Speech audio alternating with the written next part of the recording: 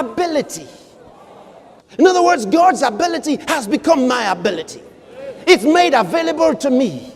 I don't rely on my physical strength. I don't rely on my mental capacity. Are you hearing this? Why? It is not by might, it is not by power, but by my spirit, saith the Lord. By the Holy Ghost. You say, can you do this? I trust the power of God at work in me. I trust the power of God at work in me. I can do all things through Christ. I can. Hallelujah. I can. His ability has become my ability. It says, I am sufficient in his sufficiency. The word used there is called hikaianotes. Hikaianotes means ability. In your King James, it calls it sufficiency.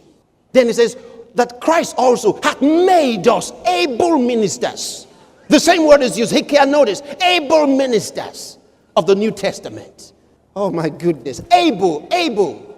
We have his ability to communicate the gospel with power. We have his ability to do what he did. We have his ability, hallelujah, to do like the apostles did. We have the ability of God to make the work grow. Thank God, hallelujah. I can do all things through Christ. Oh, hallelujah. What a life he has given me to live. What a life he has given me to live.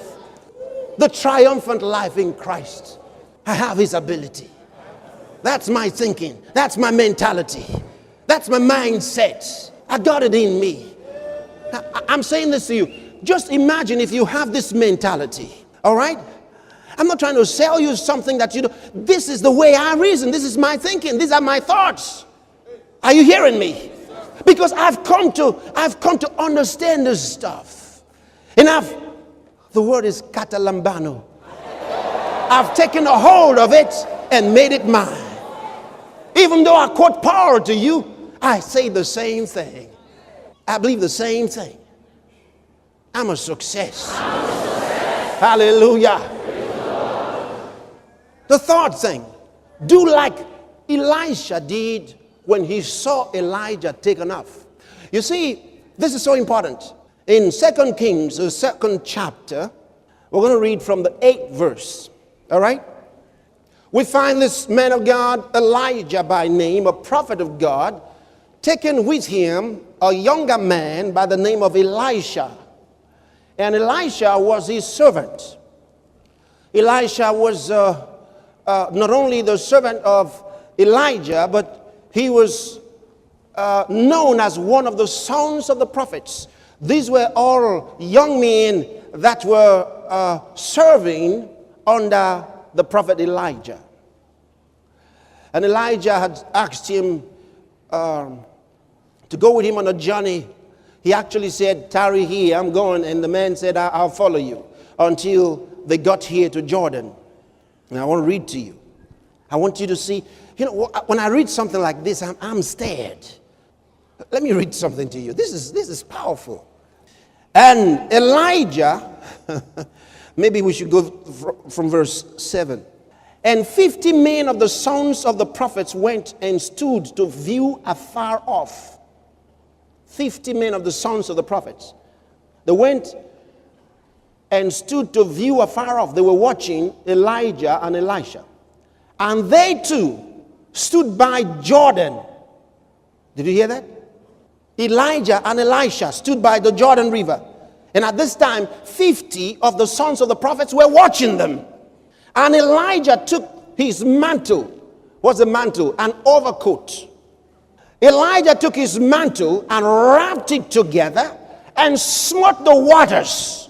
And they were divided hither and thither, so that they too went over on dry ground. My goodness. This, I want you to think about, look, these are acts of faith. Marvelous acts of faith. He's not trying to bring the children of Israel out of Egypt. It's just two of them. Just two of them. And they get to the river Jordan. He believes what he read about Moses and the Red Sea, Joshua and the Jordan. And now here comes Elijah. He doesn't have a troop with him. He takes his mantle, wraps it together, doesn't wait for the rod of Moses, doesn't wait for the ark of Joshua. He's not carrying any religious thing. Takes his mantle and strikes. Doesn't even say anything. Crash! The river Jordan parts in two, and you can be sure Elisha's eyes popped out of the sockets. And they too went through on dry ground. I mean, glory to God. What faith! What faith! Now, he's over on that side. We're reading verse 9. And it came to pass when they were gone over, that Elijah said unto Elisha, ask what I shall do for thee before I be taken away from thee. Now, notice, why did they come here? Elijah was getting ready to be taken to heaven, and he knew. The Bible says he didn't die. So when people say that death is the only way to heaven, it's not true. Elijah didn't die. He was going to go to heaven without waiting here to age, nor waiting to die. Now imagine, this man was a great man of God. He said to Elisha, you know, I'll be taken away today. So they come over here and he says, what do you want before I'm taken away? How is he going to do it? Even the other prophets, according to the Bible, if you study earlier, the Bible tells us that those prophets knew. And they were saying to Elisha, do you know your master will be taken away today? Because they were prophets themselves. Younger prophets, and they had seen it. Do you know your master will be taken away today? He says, forget it. Don't trouble me. That's what he said to them. Why? He was in focus for something. So now, Elijah says, ask what you want. What do you want me to do for you before I'm taken away? Elisha also believed. Because if he didn't believe, he would say, where in the world are you going? But he believed, so he asked. And Elisha said, I pray thee, let a double portion of thy spirit be upon me. This is remarkable. I have a teaching on this, because a lot of people are going to double portion. All right, but you know, let's stay in focus now. Verse 10. And he said, thou hast asked a hard thing. Elijah said to Elisha, thou hast asked a hard thing. Nevertheless, if thou see me when I am taken from thee, it shall be so unto thee. But if not, it shall not be so. It says, if you see me when I'm taken off, it shall be so. You have it. But if you don't see me, you don't get it. Now that's significant. Because it will take the eyes of a prophet to see him taken away. And if he didn't see him taken away, then he wasn't called to that office. Said, if you see me taken away, you got it. That's the sign. What a sign. Now you can imagine Elisha making sure he gonna see something. Hallelujah. But here's the point. Verse 11. It came to pass, as they still went on and talked, that behold, there appeared a chariot of fire and horses of fire, and parted them both asunder. And Elijah went up by a whirlwind into heaven. Oh, glory to God. Oh, glory to God. We have an account of a man who journeyed into heaven while somebody watched. You know, the first time Enoch did it, they said they didn't find him. So they said nobody knows where he went. But the Bible says Enoch walked with God and he was not found, for God took him. He was not found. So everybody was looking for him. They couldn't find him. There was no witness. So God said, next time there'll be a witness. Elisha was watching. And suddenly Elijah was taken off by a whirlwind. Oh, glory to God. Oh, I like that. I like it.